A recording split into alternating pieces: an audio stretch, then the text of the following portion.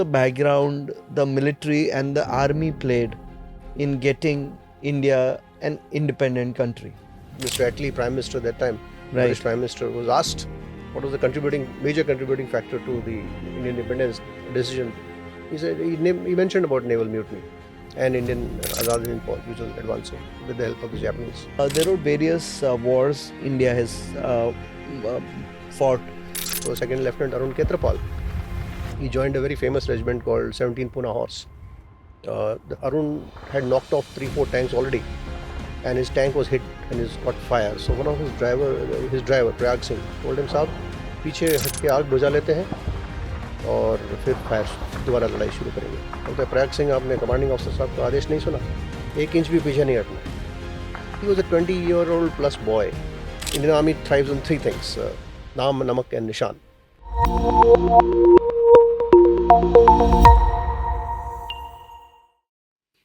Hello everyone, today is a very special guest and we have been taking a lot of date shifting here and there because we are waiting for Colonel Chandrawat to come and shoot our podcast at our inaugural episode at the studio. You might not consider me a defense expert or a geopolitics expert or a military expert, but we have an amazing guest, Colonel Chandrawat. Welcome, sir. Thank you. Welcome for the show. Thank you, And Vishwam. it's a great day. As you said, it's a clear day and we're starting the show.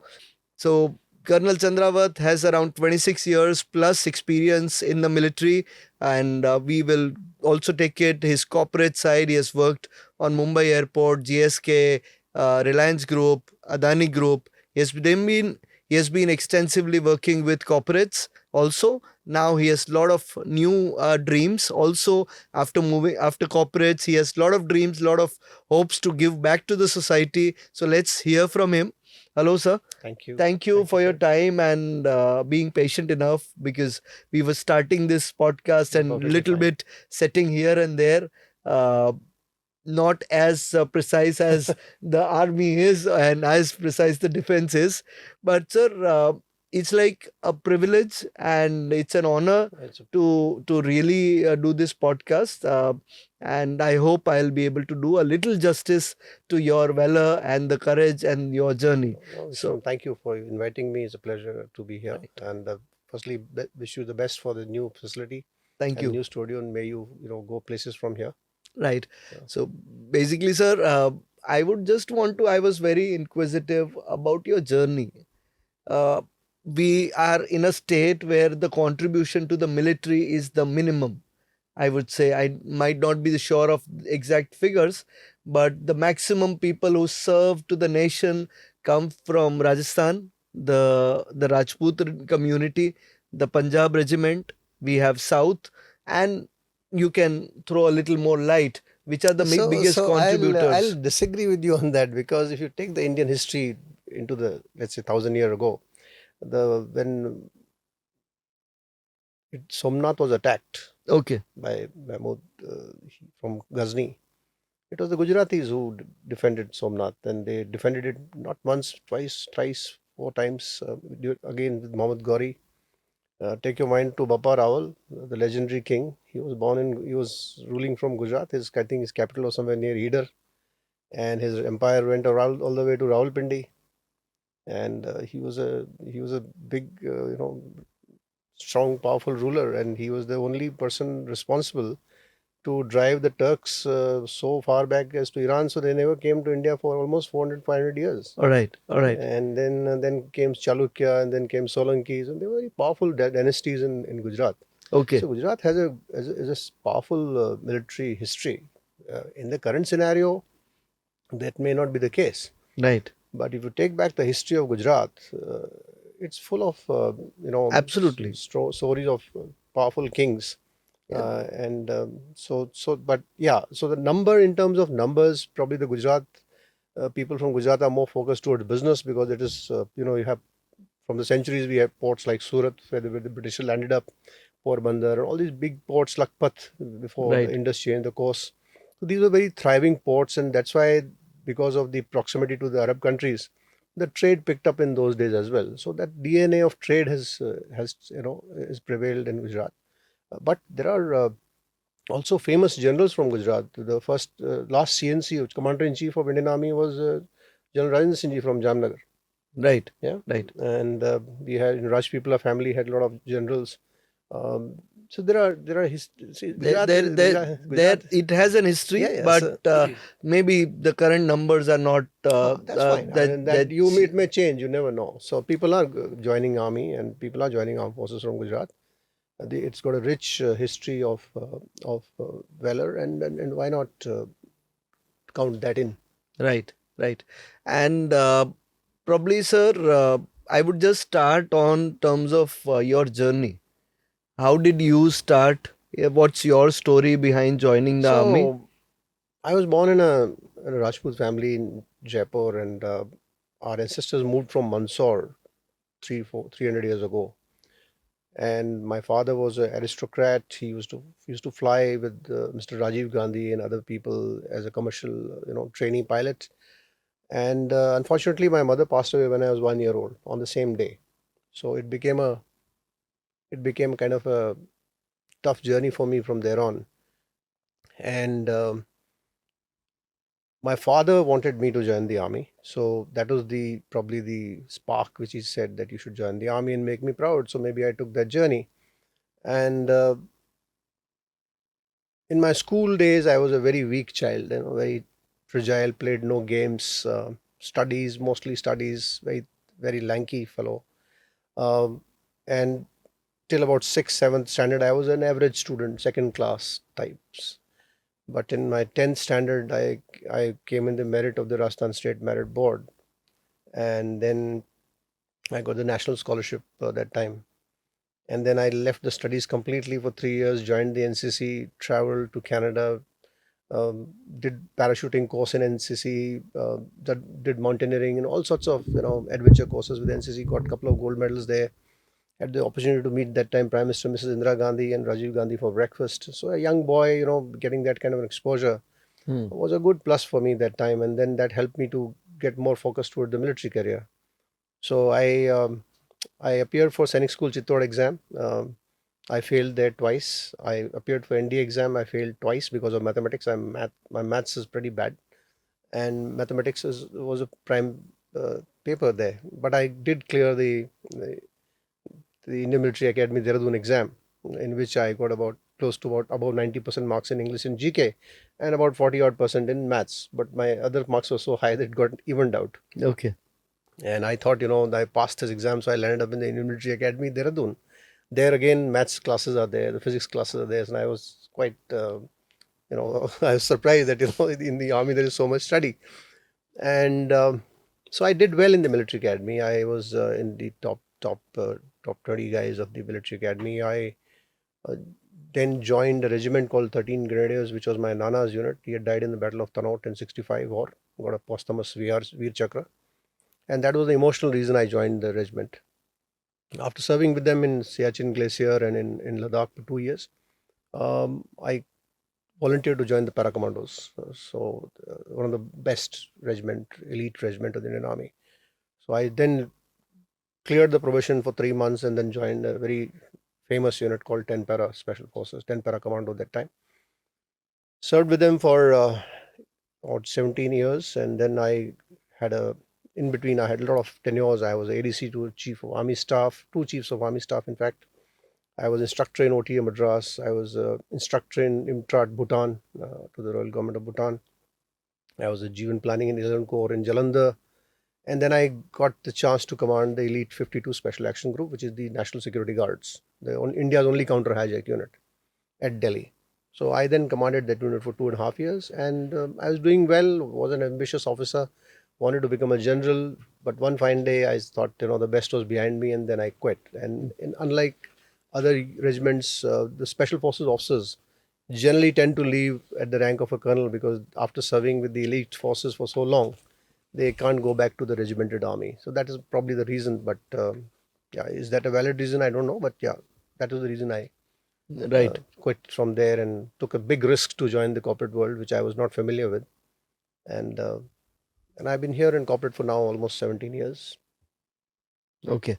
So you've been in corporate for 17 odd years and 26. 22 years in the army. 22 years In the in army, and that includes your special forces. Yes, everything. My training, my Everything. everything. So it's Right. almost close to 40 years I've been working in two different, completely different setups. Right. So military, as you know, is not for a profit organization. It's not for profit. It's not for loss. It's for something. It's for a higher cause. Yeah, it's for the nation, for the regiment. Whereas in corporate, it's about profit loss. It's about a company making money. Building up infrastructure, building up facilities to add up to the nation's economy. Hmm. So the focus is different. Maybe the aim is indirectly the same, but very very different organization. Right. So, sir, I would first go towards our first war, that was during our independence, just after we got independence in 1947. And I would also want to know your views on terms of what was the background the military and the army played in getting India an independent country. So during the freedom struggle, it was a British army. Indian army was under the British, right? As you know, so it directly did not uh, take part in the freedom struggle, but the Indian National, the INA, the Azad Hind Fauj under Subhash Chandra Bose had Indian troops, and they almost revolted, and they were almost heading towards Imphal, and which was one of the major factors that time for British government to get unnerved. Two three things happened that time, if you remember. That was one was Azad Hind Fauj advancing towards from the east. Then the Indian Navy mutinied in Bombay. Right. So the Navy, some people, a contingent of Navy mutinied against the British officers, and an infantry unit was asked to subdue them. The infantry refused to fire on the Navy, and that was a second jolt to the British Empire. They thought now the forces are revolting. Then obviously the British Empire was weakened after Second World War, so they were also losing their grip. So there were multiple factors, which, and obviously our freedom struggle, which was already on. So all these factors added to the to the quick, I would say, India being granted independence. So two instances of Indian military effect, or rather, the contribution of the Indian military to gain independence was in 1947 was the new naval mutiny and the Indian Azad Hind Fauj of. So probably that point of time they were putting immense pressure on the British kingdom and the Obviously. forces that they will not be able to hold it, and Correct. to avoid a complete loss and takeover, they probably said that all right, now Yeah, so we are it's giving. basically a face-saving thing. So Mr. Attlee, Prime Minister at that time, the British Right. Prime Minister, was asked what was the major contributing factor to the Indian independence decision. He said he mentioned about naval mutiny and Indian Azad Hind Fauj, which was advancing with the help of the Japanese. Right. Right. Now, And then coming to your second part about 47, when we just got the freedom, immediately this Pakistani raiders came into J&K, and they were all, they were so-called raiders, but they were fully supported by the Pak Army. And the sad part is that the Commander-in-Chief of Indian Army and the Commander-in-Chief of the Pakistan Army were both British officers. hmm, So I really don't know how much secrecy was maintained in the operation. So we lost Girgit, Hunza, and Skardu by basically treachery, which is now part of POK. So the forces there mutinied against our local commanders, and it was a tragic history of that time, and it was to the credit of the Indian Army that time, which flew into Srinagar, landed up on an unsecured airport. Units like First Sikh, Kumaon Regiment, all these regiments, they landed up and they drove the invaders right across beyond Baramulla, Uri. And had they been given more time, maybe about 6 months, 1 year of campaigning time, we would have taken back POK that time, because okay. we were on the roll. Right. But we were stopped, and this matter was taken to the UN. I don't know whether it was a good thing to do or not. And then it became a kind of a stalemate after that. So line of control has now become a kind of standoff point for both the countries. And Pakistan still holds one third of our territory, out of which he's given part of that territory to China on the north of Siachen Glacier. So that 1948 was a bloody chapter in J&K where Indian Army saved the day. Uh, Maharaja Hari Singh, that time the Maharaja of Kashmir, had delayed signing of the accession document, but despite that, um, Indian Army was, it covered itself with glory. If you read that about that operation, there's a book by, if I remember correctly, by LP Sen, General Sen. Right. Slender was the thread. There's a very good book called The Slender Was the Thread, and it was touch and go. Had, let us say, the airfield where they landed was captured by the invaders, you would have lost Kashmir. But it was nick of time and the leadership of that time Sardar Patel and other leaders of India that time which saved the day. Right. Right. So, sir, in terms of that, was the time. Now, there are various wars India has uh, fought. Some not gone in favor of India and some gone in the favor of India. But probably every war has left us lose lot of people. Now, coming to that, before that, sir, I would want to go a little bit on the legacy of Indian Army. Indian Army, India has gone there around 500 or plus kingdoms which were united, and there were people serving in the British Army. People were serving with the Maharajas.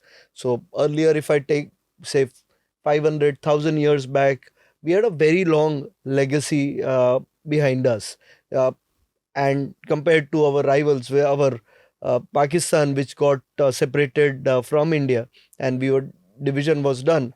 So probably they don't have that kind of legacy what we carry it forward. So can you share a little bit about the legacy of Indian Army? So Indian Army is an organization which takes pride in its traditions. Yeah. So there are units in Indian Army which are 400, 500 years old. Like my old battalion, 13 Grenadiers, was originally Bikaner Camel Corps, Yeah, yeah, and go and on. Yeah. and there's a recorded history of that unit for almost 400, 500 years. Nine Grenadiers, Mewar, which is good. The state forces of Banana of Mewar. There are British regiments which are almost 200 years old. And if you go to those regiments, the regimental history is recorded. Everybody knows who did what in what point in time. So there's a tradition in the army of there's something called war diary, right? So it is updated every day. It's a job of the adjutant to update that war diary every day. Whatever happened in the unit that day is recorded. So if you go and read those war diaries, you'll get the wealth of information. And those archives. So a small example I'll give you. If you go to Delhi cantonment, the Rajputana Rifle Center is there. Uh, that center mess has got so many trophies and flags and standards of the old regiments which had fought in the Sikh wars and the other campaigns, and that's all well kept and preserved. So the traditions are kept alive. Indian Army thrives in its traditions, in its history, um, because it's like a family. Army is like a family. So in family, mein, what you did in your generations is going to give you respect or otherwise. So you have to add to the prestige or the izzat of the regiment, and that can only be derived when you know the history of it. So izzat is everything. So Indian Army thrives on three things: Naam, Namak, and Nishan. Right. So your name is everything. Your izzat, Namak, the salt, नमक जिसका आपने unit का नमक खाया है, देश का नमक खाया, उसके प्रति वफादारी. And निशान, the standard, the flag you carry, that you are loyal to that flag, you fight for the flag, you fight for the flag, you die for the flag, right? And that is what the Indian Army ethos is all about: Naam, Namak, and Nishan. And that is only so all this sum total of history, traditions, uh, past history of valor is what inspires the current generation. And that's how the young officers go and die. I was giving you an example of Second Lieutenant Arun Ketrapal. He joined a very famous regiment called 17 Pune Horse just before the 71 war. And war was about to start 6 months down the line. And he was detailed on a course to Ahmednagar, which is in Maharashtra. For And that would have taken him out for 6 months away from the unit. So he protested to this commanding officer, late Lieutenant General, that time Lieutenant Colonel Anuj Singh. He said, "Sir, I cannot go for this course because I'll miss the war." And he insisted that he be tested by the commanding officer, and he passed all the tests. And when the battle happened, the famous Battle of Basantar, in which the 3rd Armored Brigade of Pakistan attacked the bridgehead, in which 17 Puna Horse was inducted. It was a bloody tank versus tank battle, one of the worst tank battle and one of the biggest tank battle after World War II, in which the stakes were very high and the orders were given to the regiment not to withdraw an inch. And when the battle had almost finished and Pakis were about to break through, the Arun had knocked off 3-4 tanks already, and his tank was hit and he's got fire. So one of his driver Prayag Singh told him, साहब पीछे हट के आग बुझा लेते हैं और फिर फायर दोबारा लड़ाई शुरू करेंगे. बोलते हैं प्रयाग सिंह आपने कमांडिंग ऑफिसर साहब का आदेश नहीं सुना, 1 इंच भी पीछे नहीं हटना है. He was a 20-year-old plus boy who fought like a lion. He died fighting like a lion. He got a posthumous Paramveer Chakra. His commanding officer got a Mahavir Chakra. Had he not stood the ground that day, probably Pakis would have broken through and they was not saved. And just before he was going into battle, he was having somebody in the mess asked him, what are you going to do, Arun, in the regiment? He said, the regiment will have a second Paramveer Chakra. So the 17 Puna Horse already had a Paramveer Chakra from 65 war with Colonel Tarapur. And he professed that I will get a Paramveer Chakra for the regiment. Imagine and that comes with regimental pride. That's comes with the where you are, whom you are serving with. And obviously, as I said, Naam, Namak and Nishan. And many people, I have seen personally, many people have just put their life in the line of danger and died fighting. In my unit, there was a young officer called Sajjan Singh Malik, young, 22 years, 23 years old age. We were in Kashmir, South Kashmir. He was always full of Josh and said, sir, we will get these guys. And he was later killed, got a posthumous Kirti Chakra. So I have got so many other stories of this nature where people have just gone and done impossible things just because they know the history, where they come from, and what is at stake. And that is the beauty of Indian Army, that it's such a great organization. And as I always keep saying, it's been nation at peace and its army at war for the last 70, 80 years. So we've had 47, we had 1960 Goa accession, we had 1962, we had Nathula clashes, we have having insurgency in Northeast, we've been having insurgency in Jammu and Kashmir, in Punjab, we've then had Sri Lanka operations, IPKF, then we had Siachen Glacier battle going on for the last 30, 40 years, we had Kargil, we had Balakot, we had Op-Sindur as late as this year. So the Indian Army and Indian Armed Forces are always, and when I say Indian Army, Indian Armed Forces are always at war. Nation is at peace. Maybe nation doesn't know that. Absolutely. So it's a great army serving this country with great amount of pride and valor. Right. So in the same vein, I can count another couple of more examples of extreme heroics where people have died fighting, fully knowing well that there is no no survival from this situation. There's a famous movie coming up next month, 120 Bahadur. It's about the Battle of Rezangla. The Battle of Rezangla was fought by Major Shaitan Singh and his troops of 13 Kamau against thousands of Chinese.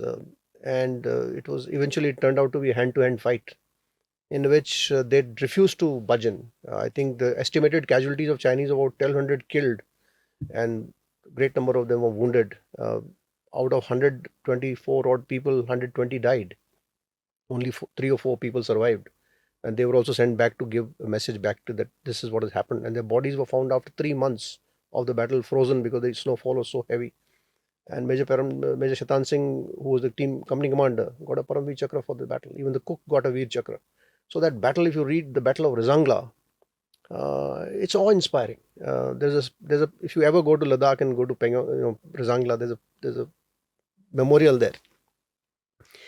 It says, on every man upon this earth, death comes sooner or later. But how can a man die better than facing heavy and fearful odds for the ashes of his fathers and for the temples of his gods?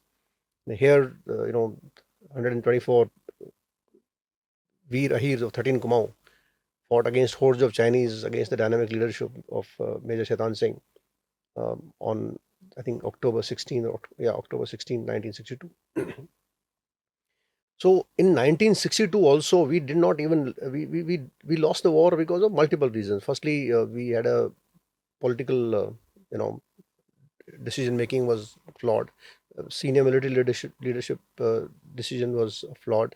We did not use Air Force against the Chinese at all. I mean, other than the logistic support, our Air Force was not used, which was superior to the Chinese that time. And there are multiple other factors. There are books written on that. You can read that. So there's a recent book by Shiv Kunal Verma, that 1962, the war that wasn't. There's a book by Brigadier J.P. Dalvi, Himalayan Blunder. There's a Chinese side of the story by Naval Maxwell, India's China War. So that was a war. The same Indian Army which fought so brilliantly in Second World War in 1948 was, did not do well there because of not their fault. It was multiple reasons which led to that episode. But ever since then, we have picked ourselves. The same Chinese were, made to eat dust in 1967 in Nathula by that time General Sagat Singh. And 1971 was our finest hour, where we created an independent country. We had 93,000 prisoner of war surrendered to us, and it was I think it was the biggest victory of Indian Army after Chandragupta Maurya. That was Right. the magnitude of. But the pity of the situation is that now the new government at Bangladesh does not really they remember, or they've So, see, I'll tell you what. There's nothing constant in geopolitics. So it's all permanent national interest or permanent, not so permanent interest. So this situation may not last long. You may have a change in some course. So they shouldn't get perturbed about it. But yeah, this, as you said, the ungrateful or whatever, that generation which was supposed to be grateful is not there anymore. So the new yeah. generation may not remember that, and they think India is a big brother. So we have these small countries surrounding us. They treat you as big brother, maybe. Right. Now we are also now recently the representative of Taliban is visiting. So as you said that we don't have permanent friends or enemies. It's all about the permanent interest. So Afghanistan and India had centuries old long relationship.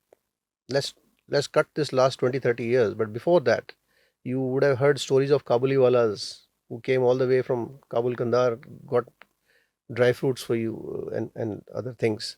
Till Najib was ruling Afghanistan, we had very good relationship. As Hamid Karzai, Mr. Hamid Karzai was the president. We had a very good relationship with.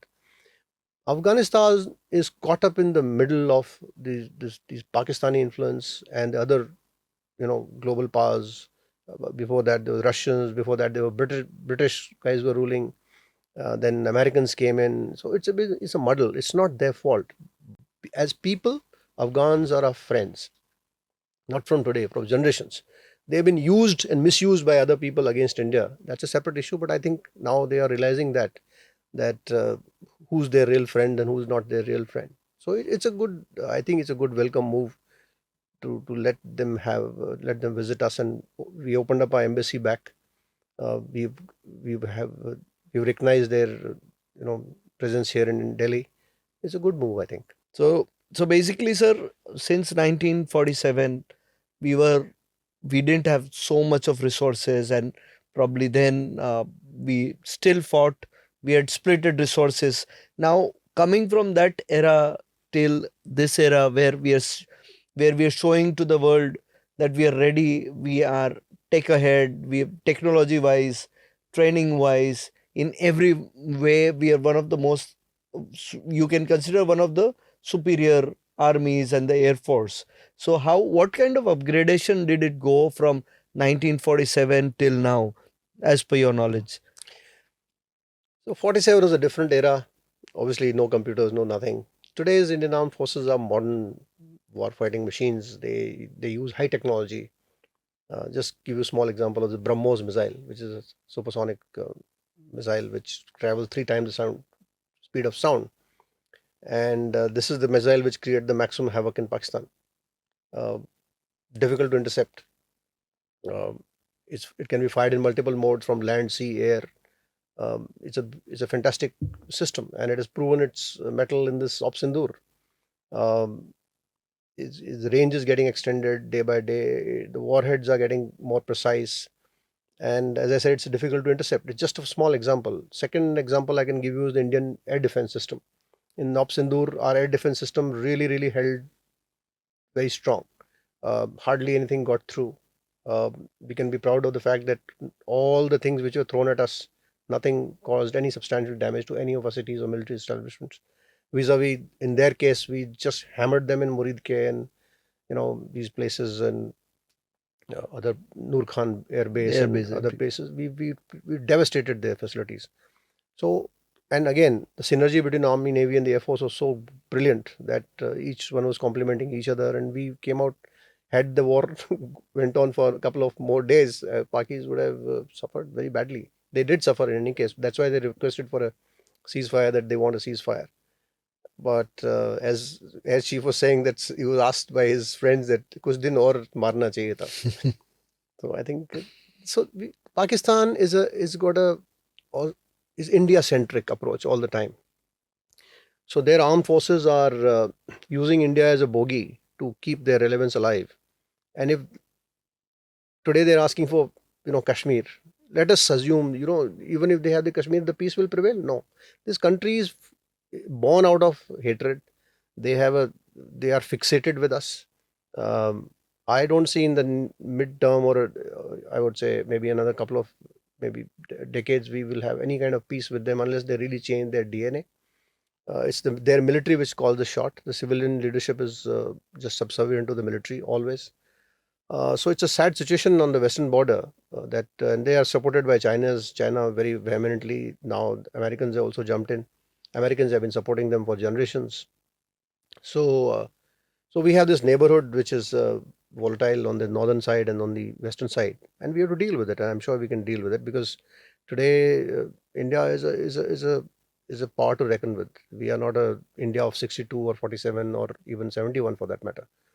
We are a strong country economically. We are, it's going to be the fourth largest economy. Already we are, and third, we are likely to be third largest economy. And if you look around, if you step out of the studio and see how vibrant the whole atmosphere is, people are just busy doing their things. Um, so we are India's best is yet to come, obviously. So Absolutely, so absolutely. we have young population.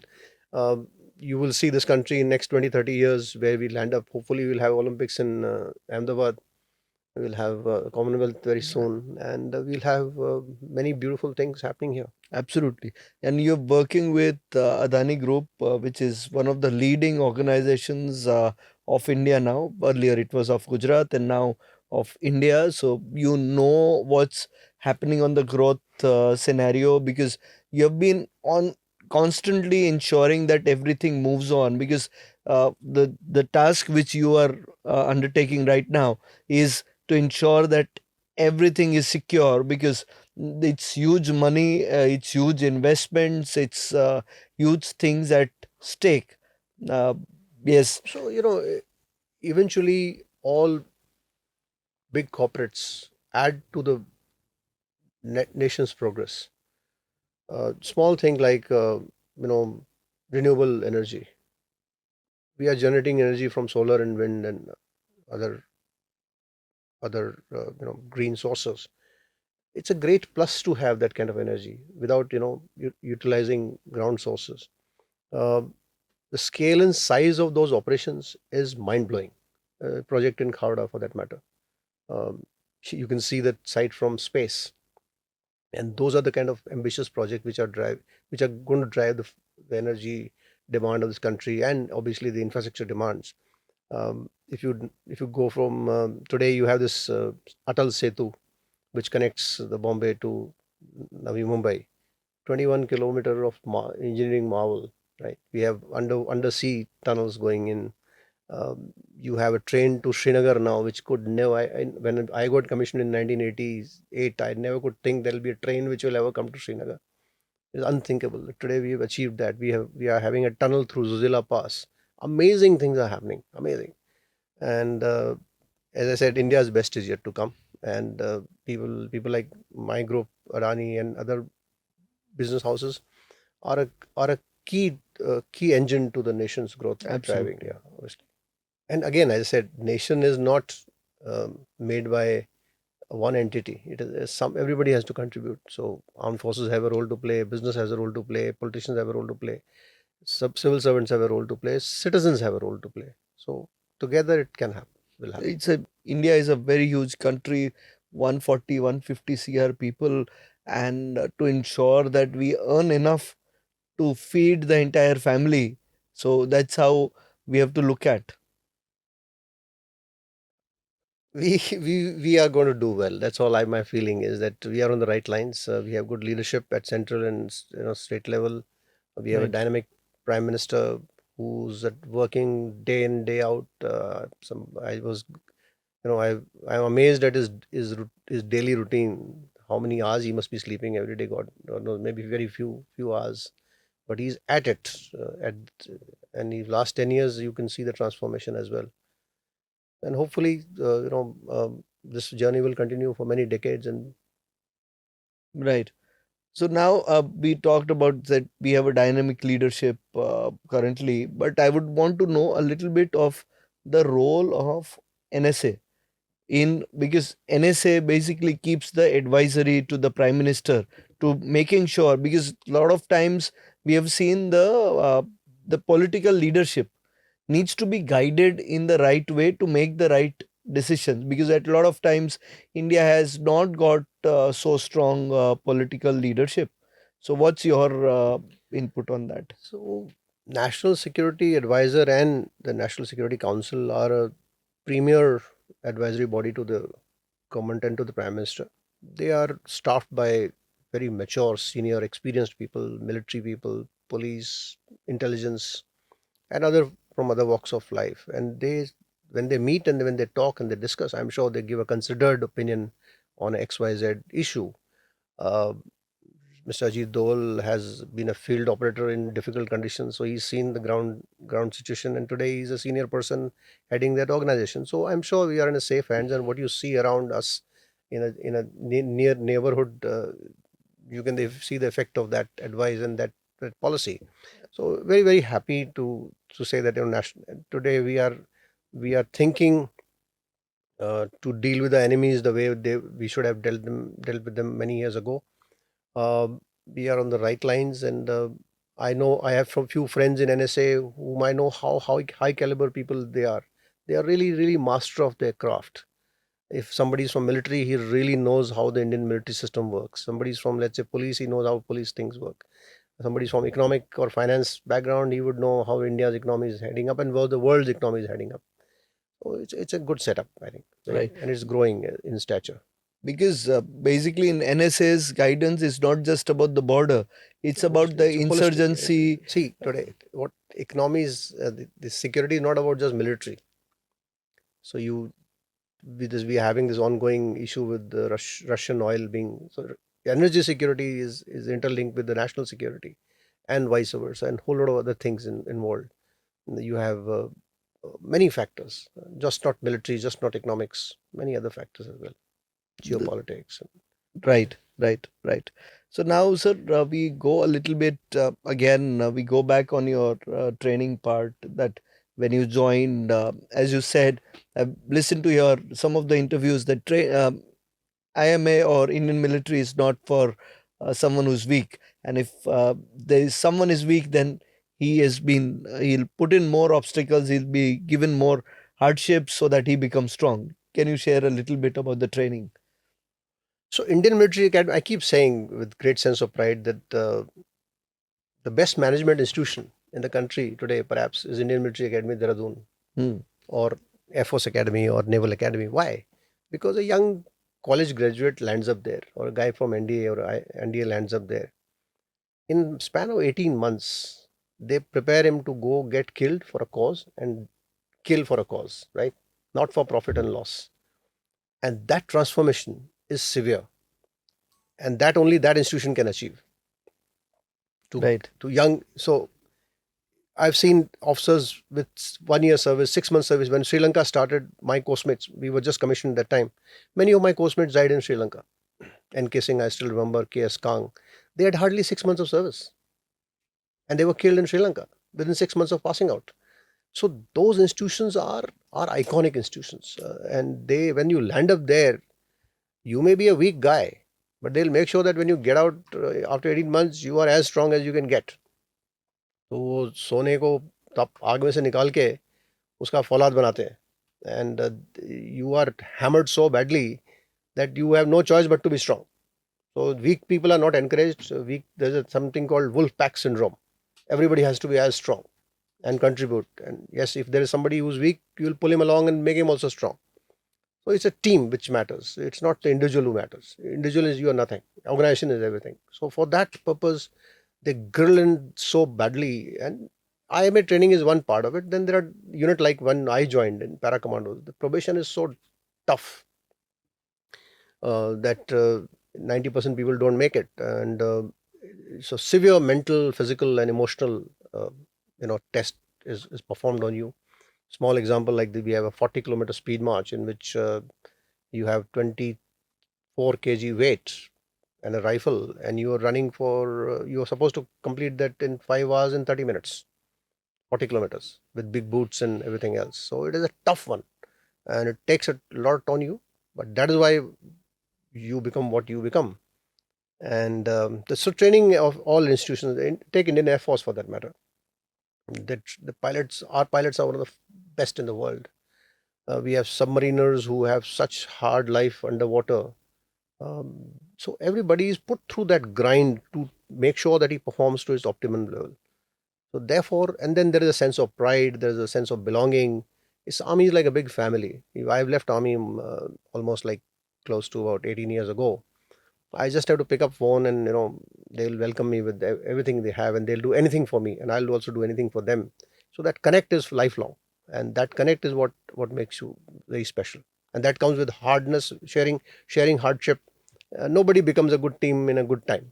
When you go through a tough time, you become a strong team, and that's what army teaches you. That you got to go through that grind to come on top of it. Easy life doesn't make anybody a strong leader. Yeah, I believe So I've served 9 years in, let's say, 9 years in Kashmir, Siachen Glacier. I was at a post Bana top.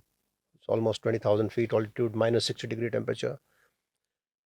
Um, I've served in Northeast, all those places where people would not like to go. But that's where Indian Army is today, even today, fighting right there. You and I are in an air-conditioned environment. Somebody up there right now must be in minus 40, minus 50-degree temperature, standing guard. That is what is a special about it. It's a great army. It's a great army. I'm very proud of what I've been through with them, and I'm lucky that I joined that institution. right, sir.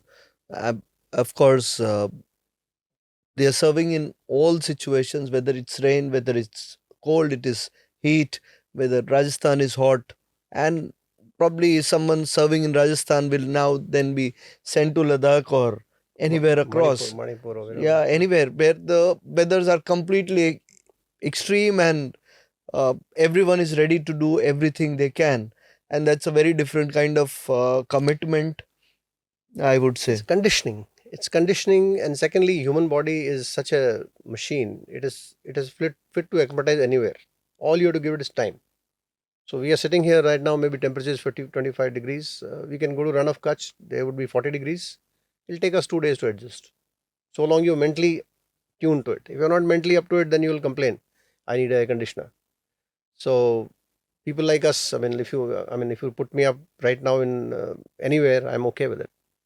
I don't need an air conditioner. It's just a matter of getting used to it. So that will Right. come when you have been through that grind. Right, right. And sir, in terms of situations like national emergencies within the country, the national insurgencies, whether we talk about the Bombay, whether we talk about the situation in Northeast, there are various things coming up for the armed forces. In that situation, I it's absolutely a very difficult situation where in India anything can happen at any given time. Of course, now there are a lot of things are under check, and our armies are day and night guarding, our police forces, everyone is working towards it. But in that situation, in like very less than say 15 minutes, half an hour, there is the force brought from one corner to another corner. How India is ready for that kind of situations? So, a couple of things: training, leadership, which leads it, and obviously logistics and communication to support it. So, if you are to, let's say, God forbid, some incident happens right now, let us say in X part of the world in Northeast, or it happens in Gujarat. So people from Northeast can reach here in 3 hours. They have the logistic wherewithal and the communication and the setup and the organizational capability to deploy that way. So training is part of it. So aid to civil authorities is one of the important function of the army in the peacetime, where during floods, during earthquakes, during natural disasters, armed forces are equipped, trained, and geared up to undertake these missions at short notice. You would have seen a famous photograph recently in Maharashtra where a chopper is landing on a building which is almost about to collapse, and he's rescuing people from there at a great risk to their own life. So that's part of life. So, as I said, it's a people's army. It's an army which serves the nation in many capacities, not just on the border, within and outside. And that's why it is the most liked and most respected organization in the country, because they are always selfless. They are not asking for anything in return. They are working for the nation as such. It's a great army and a great armed forces. Right. Sir, what it takes to prepare for the armed forces, as you will say, I'm sure it's all about that conditioning which from the ground level people prepare while the training and everything. But what it really takes up to be an armed force or army officer. So you don't have, see, it's not everybody's cup of tea. So army or armed forces are not for everybody. So it's not a job. It's a mission. It's a calling for you. If you want to take it as a job, you'll be frustrated. It's not a job. Don't go for money or anything else. Go for something which you want to do, which will make a difference to the society, to the country, and that. So when there's a selection process for the armed forces called Services Selection Board (SSB). It is one of the most time tested and the most solid structure to select people over a period of 5 days. So 2 days of psychological test, 2 days of group test, and third day of the interview. And what they look for in that test for officer is OLQ, officer like quality. Do you have OLQ, officer like quality, to be an officer? And that is a scientific process through which they evaluate you. So nobody can get past that test. And it's been in vogue for almost now 80-90 years, that test, which is tested. And so, as I said, 2 days of psychological test, 2 days of group testing, practical tasks, you know all group tasks and individual tasks, and then you have interview with the board.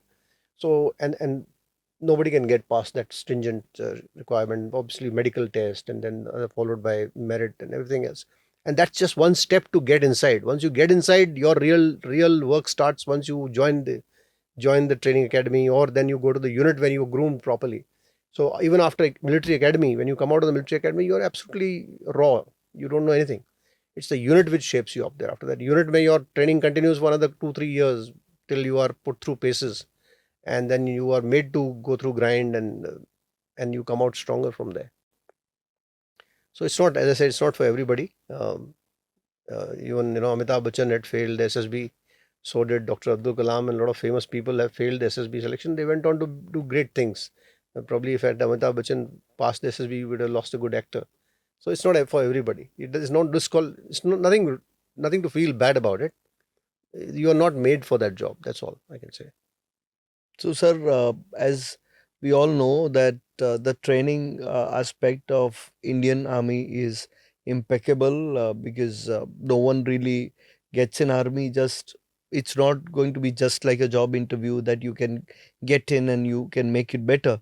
But still, sir, what kind of training does Indian Air Force goes through? So from the time you finish your military academy training by the Air Force, Navy, or Army, uh, so you're trained there in basic military craft of your service, and then you come to the regiment or unit where you are further then trained. So Air Force pilot, when he lands up in a unit, he will be then further groomed into fighter flying or helicopter flying, or whichever he does. Or Navy guy he will be taken on a ship, sailing out on submarine, wherever. So this training is on the job. Plus, then there are structured courses, so multiple courses of various specialization, And as I said earlier, that till you become a brigadier or a air commodore or a commodore in the Navy, you continue to do courses, continue to study, continue to compete. And they're all courses of instruction where basically they shape you to be a professional, better professional, and be a master of your craft and understanding your responsibilities and role in that field. It's a non-stop. Sometimes it really gets on to you. We have long courses like Staff College, which is 1 year of intense in joint services course at Wellington and OT. And so all these kind of courses, NDC for 1 year, you have higher command course for our officers. They're one year long courses, and they're intense courses. So that is why you find that if you see a briefing of our DGMOs during this Op Sindoor, how thoroughly knowledgeable they were. They knew exactly what to say. What they had the full picture. They were in full synchronization of each other. It was a good thing to see. Absolutely. And that all comes with training, working jointly, working in field, understanding grassroots. So a second lieutenant who starts from the unit as a 20-year-old boy, he stays in that unit for 20 years. So he knows that everybody, Jawan is like a family. So Officer Jawan, when they fight in a combat zone, there's no rank structure as such. They fight as a team, and they become very close to each other. So as I said, it's like a big family. We care for each other. We eat together. We fight together. We you know we do a lot of things. It's 20 years a long time to be in company of somebody in whom you know them backwards. And sometimes you say that oh, आपके भाई खून से नहीं है, but they are extended brothers of yours whom we fight with, and very very proud of those things. This all comes with hard training and ruthless training. I have done my probation, which was a tough probation. Then I had my commandos course. I'm instructor on commando course. I'm instructor on CIJW course, which is counterinsurgency and jungle warfare course from Mizoram. I'm instructor on winter warfare course from Gulmarg. These are all tough physical courses, and you have to do well there. You can't just say ki, and especially when you come from a special forces unit, you have no option but to be an instructor. It's a good thing. It prepares you. Sir, as you were instructor for the special forces, uh, how they are different than the armed forces training? How's their training different? So, a special forces unit is is fully made of volunteers. Firstly, you have to volunteer to be there. You should be volunteer to undergo a 90-day screening process, which is very, very tough, one of the toughest in the world. They will try to break you physically and mentally. They will keep you awake for 48 hours and then ask you to do a task when your entire mental faculty is gone for a 6. So it's extremely physically, emotionally, and mentally demanding. And they are preparing you for the worst. You have to undergo parachuting, you have to undergo deep sea diving courses, you have to do other specialized courses. And once you have got into the regiment, it is no guarantee that you will continue to stay there. So you can be declared unsuitable anytime for lack of performance, or you can opt out yourself. So it's not a free lunch for anybody that I've come here now, I'll stay here lifelong. No, you can be declared unsuitable if you don't perform, and performance is the key. So you're constantly tested, constantly under pressure, constantly have to perform, and it's like a group of thoroughbred horses. So when you run with thoroughbreds, you also become a thoroughbred. You also become a racehorse. So it's a very highly proud elite unit which takes pride in what they do in training and in operations. As I said, I've served in J&K for 9 years, and I've seen in some very good operations. I'm personally Sena Medal for gallantry in a military operation, and I've seen what it takes, that you've been kept awake for days together and operate in tough conditions and succeed. So special forces, as I said, name suggests, is a special force. It's not for everybody. You can't just get in. Firstly, getting inside is difficult, and once you get inside, staying there also is equally difficult. But they're a great organization. They're the best of this country has. I was very fortunate to be part of that, and that same goes with NSG, which I happen to command, where only the best join. There's no second place for Absolutely. runners up. There's no runners up. कि मैं second आ गया, नहीं, second नहीं आया, first ही आना है. First You have to year, win. There's no there's question. no second runner up. Now, so again, so many questions coming to you, and because it's like want to ask everything possible in the world where our viewers can understand. We are trying to create a perspective to the people. We are not trying to get a sensational content out of you. Where I'm sure you would, as you said, you would. There's nothing sensational about the military or armed forces. They are rock solid organization. They just they do a quiet job. They are not there to listen to the applause or to get anything in acknowledged. Indian Army क्या मांगती है आपसे वापस? Nothing. Izzat. That's all. You respect them. That's all they want. They want nothing in return. Really speaking, they give so much, but they ask very little. So, like for example, we have our standing army is 11 lakhs, right?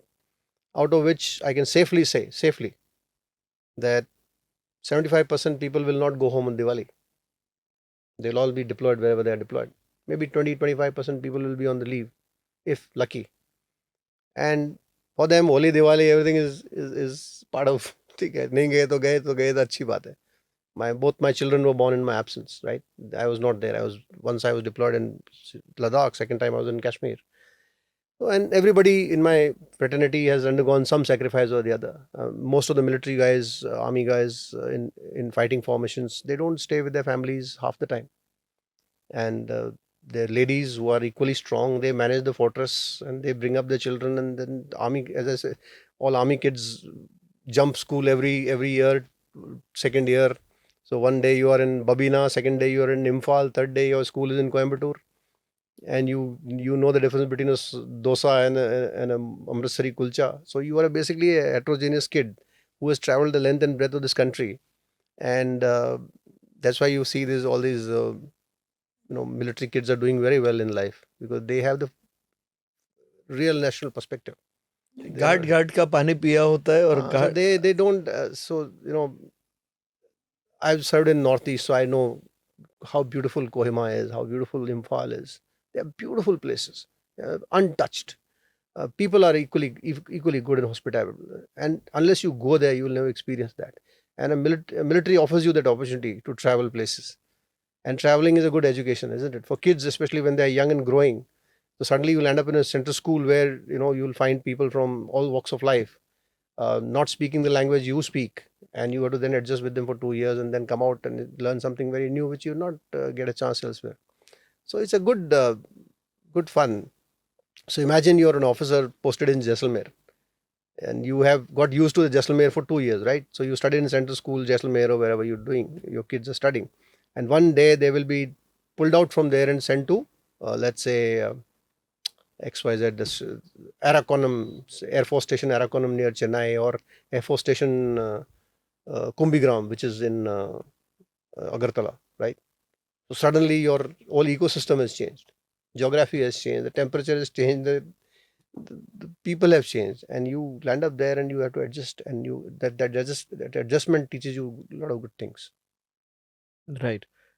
Now coming back to another very important aspect, which is where we would want to know your views and also your opinions about it, so that we can, we people who create content, people who are coming from podcasts, people who are coming from media, we have the duty of telling the right perspective to get people's knowledge. We are nothing, we are like water. We have to balance as per the speaker talks about, rather rather than, so keeping a restraint while creating content, we keeping a restraint while reporting the wars, because we saw what we saw on Operation Sindoor, where things were constantly reported, and the resident, like us, like individuals who do not have any clue about army, they are going to get fed about this is happening, that's happening. So that really disturbs the entire harmony over here. And then sensationalism, where the news channels are also seen across.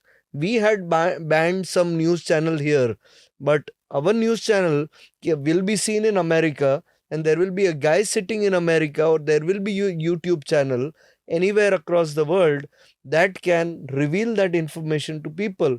So, what's your views about what are the policies you think, at least in the national interest, we have See, to take care? I'll put it this way, that we are a democratic country, so we cannot have a censorship going, right?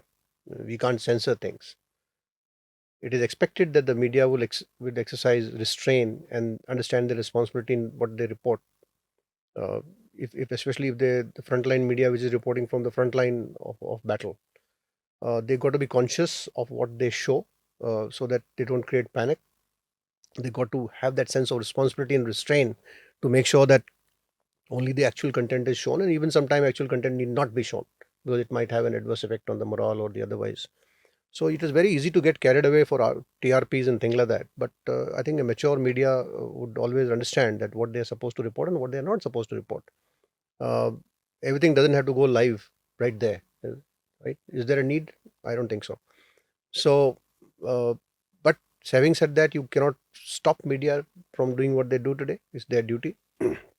But at the same time, it has to come from within. It has to be with a sense of responsibility toward the country, to the armed forces, and to the society at large, to understand that what is their role is and what are they supposed to do. Because if you see some many times people making funny comments, like I was reading in the newspaper, vernacular newspaper, in Kota some accident happened. So a small line like that, उस एक car ने एक महिला को उड़ाया, Now that line is a disturbing line for me.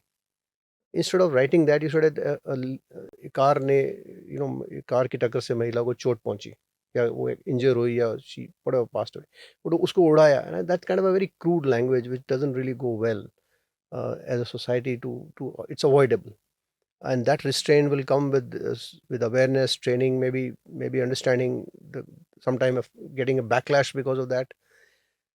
Yeah, but you can't control things. It'll go on. Absolutely. Today, social media has gone a step further where everybody has a smartphone. They can just pass on the information without verifying it, and people believe it is true. I would say 50% of it is fake. So you have to believe what you have to see, verify, then take cognizance of it. Absolutely. So basically, even of the terror attack or what's happening in Israel and across the world, I'm not saying only for India. I'm trying to say that these are disturbing visuals. If they have to be shown with restraint, they should be shown in the restraint. जैसे I would just bring in that instance during Operation Sindoor. So there has been two jet planes have flown from here. You don't need Yeah, to report that. don't have to. You No, don't have to should not. report near the airbase. You Yeah. can't say that there are two jet planes.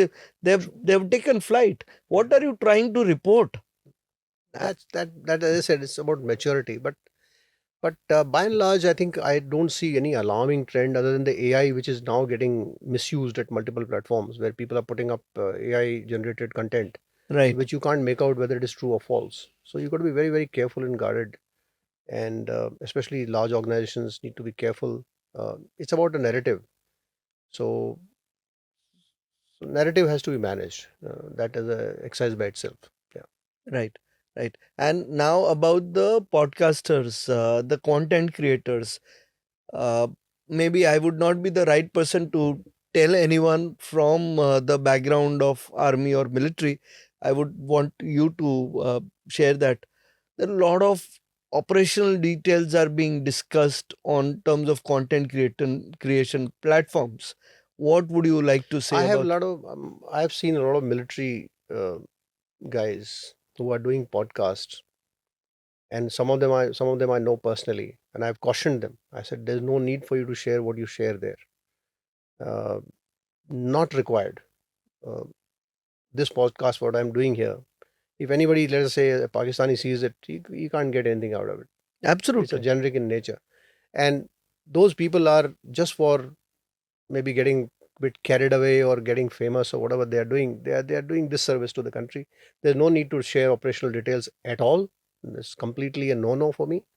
And I don't want to be famous sharing this details of my unit as such. What they do is not their call. And then secondly, I'm not in the army anymore. I'm a civilian. So what right I have to share any operational detail just because I was privy to that knowledge once I served there. Maybe 20 years ago, a lot of things have changed. My knowledge may be stale. You were a colonel 10 years ago. You are talking today. Are you relevant? Are you aware what armed forces are today doing? No, I don't think so. You're relevant. You don't even know half the story. But people tend to believe that, and it is an avoidable situation. I think people who are listening to this podcast would take note of it and then exercise restraint and be a little more mature, because you can't be a defense expert overnight just because you are on television. So that's what my Right, take is. right. And what about there are a lot of debates and online, a lot of people probably in the media, whether you talk about the various TV channels, not naming any, majorly the English and the Hindi news channels, the leading news channels, there are, what kind of restraint do you think discussing things on the TV shows? What kind of restraint we should really take? See, I think you need to study a bit more about the military. You need to go into the deep dive into their way of working, understand them. I would say majority of our country people don't understand our armed forces. If I ask them what is the difference between a naval captain and an army captain, they won't know. We'll A not naval know. captain is equal to a colonel. An army captain is an army captain who's a junior officer. So you need to have a basic understanding of it. You got to be, and when you invite people on your shows, you got to make sure that you firstly don't discuss anything classified. Even if you discuss this, please make sure your editing is so good that you don't let out anything which is of any derogatory nature in terms of anything which can have a negative impact. And always have that sense of responsibility toward the country, toward the society, towards any organization which you're discussing, that you don't sensationalize it just because you want your product to sell or whatever. Absolutely. I completely understand. And that's why we wanted to bring this to the notice. Now, again, And and as I said, I can sit here for 3 hours and give you 10 interesting stories or anecdotes from the military which are true stories, but they are not going to divulge any classified information, but they will inspire a lot of people. I gave a small example of Arun Khetarpal just now. Nirmaljeet Singh Seko, when he took off from Srinagar airfield in 1971 war in a net against the Mirages of Pakistan, it was a suicidal mission. He was the only Paramveer Chakra of Indian Air Force. Flight Lieutenant Nirmaljeet Singh Seko, tall Khalsa, and people saw that dogfight on the skies of the Srinagar. It was a heroic battle. He was pitted against those advanced jets, and he knocked them up, two of them down, and he in the process died in that battle. And those are the things which inspire people like me, at least. uh, Arun Khetarpal, uh, Battle of Saragidi, on which absolutely. Saragidi, where the movie Kesari was made, and the new movie which is coming on Major Shaitan Singh, 120 Bahadur. Those are the stories are worth listening to. Those are the inspirational story, the true stories that people have done impossible things. Right, sir. As being the first podcast, but surely we would want to get more stories also coming out where we plan and we make sure that that story is told in the right way. And now coming to another part is movies. As you said that the movie is coming out. There are a lot of movies just competing that, so there are n number of movies in the wait list to get and do a movie on Operation Sindoor again. So we had an amazing movie of the story of Sam Bahadur. So our great legend Sam Bahadur sir, where that kind of stories need to be told to the I world. think you should tell the story of late Lieutenant General Sagat Singh, Okay. a legendary figure. He's no more now. But he was the person who was a Sipai in my ex unit 13 Grenadiers and rose to be a corps commander. He was the man who captured Goa for us. He's the man who gave Chinese a bloody nose in 1967 in Nathula. He's the man who helped, stop the insurgency in Mizoram. And he was the main architect of victory in Bangladesh. As a GOC 4 Corps, he ignored the orders of the army commander to drop an airborne brigade behind the Pakistanis, and total surprise he achieved. And there's a book on him by Lieutenant General Randir Singh called A Talent for War. And General Sagat was that as a master tactician, a master strategist, he bypassed the entire Paki army in 17 days. You had to surrender in Dhaka. Total psychological victory which he achieved over Pakistanis. What a genius! And he went home as a co-commander. He was a Padma Bhushan. Those are the stories which not many people know. Right, sir. We would love to hear that from you as well. Now, on the movies part, there are so many movies coming on army. Of course, the directors would put in their heart and soul. And what They, kind they, of they, need point? to, they need to do more research. They need to take more help from military professionals to understand what the right uniform is, what are the right sequences, what are the right language which they are using in there. A lot of people do make movies in India which are not really well made. Say take the case of, you go back to the English movies. If you see a movie like A Bridge Too Far or Lawrence of Arabia or Tora Tora Tora or Battle of Bulge or Battle of Britain, any of these war movies, they're so Dunkirk latest, which got the Oscar. Those movies are so brilliantly made with the finest of details incorporated into the screenplay and everything else. They do research. They do, before they start you know shooting, they have done intense research about it. Movie like Patton. uh, we've had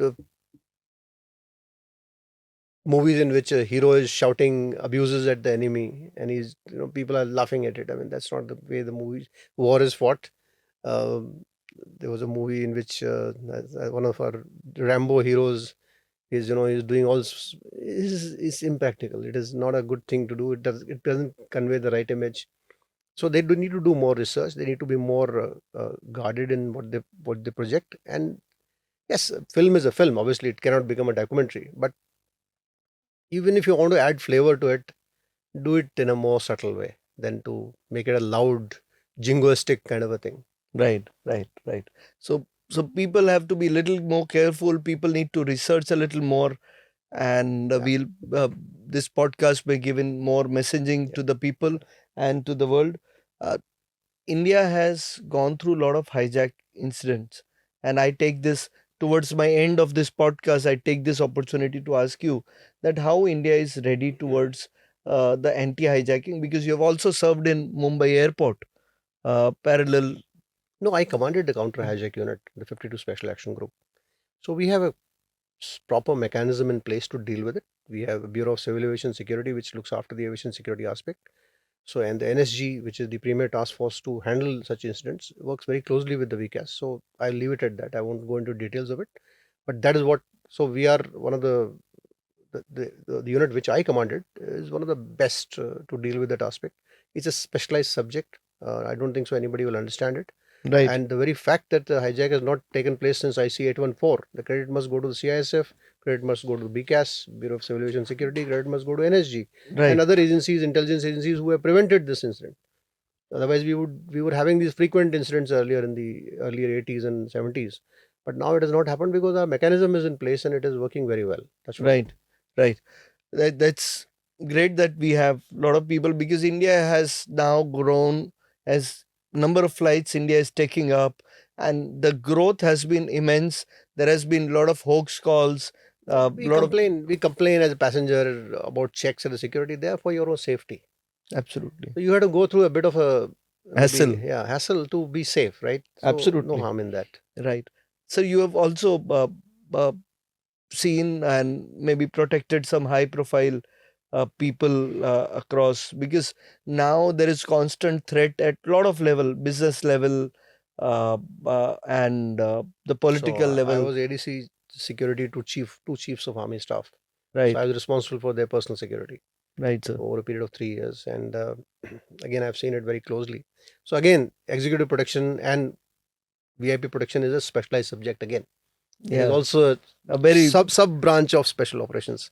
And so if you're in a military, you protect in a different way. If you're in a civil, you do it in a different way.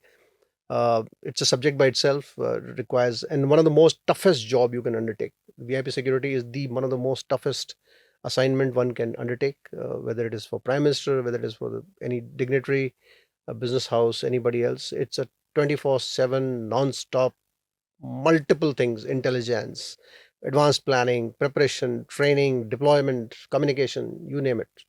It's an art by itself, Right, subject sir. by itself. Right, sir. And so, can we have a message to the youth of today? Uh, if you want to join the army, and also for the youth of the today, uh, that what they have to really focus on, because in the end, you may join in the army or you go into any field of career, you are in charge of nation's growth at your space. So I've got a couple of things to say. Firstly, if you want to join the army, start with NCC. It'll also give you a good platform to understand what armed forces are all about, and subsequently join the army. If you serve in the army for 10 years, it will prepare you for life. It will make you so strong that you will not fail in anything. Right? That is a guarantee. It's a great, and obviously you will have the honor to bear the arms for the country. Second is, life is not about marks.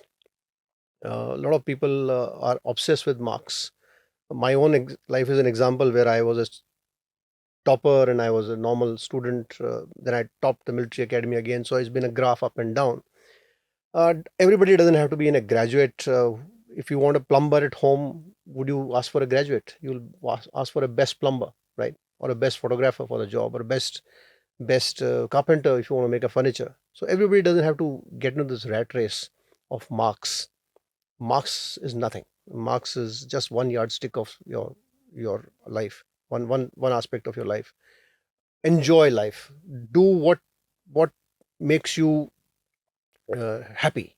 If you play football makes you happy, play football. Everybody doesn't have to play cricket. You can play hockey, you can play basketball, you can do what you feel like. You play golf. Just make sure that what you do makes you happy. You don't have to land up in quota to become an engineer if you don't want to be. And if you do what you enjoy doing, you will succeed in that. It has to come from within, the passion. It doesn't have to be, you don't have to become a doctor, just somebody else wants you to become a doctor, right? Uh, let your children, give them wings, they will outperform you. I have the full belief that today's generation, Gen Z or whatever you call them, they are far smarter than my generation. They will outshine me, they will outshine us, they will do far better than what their parents have done.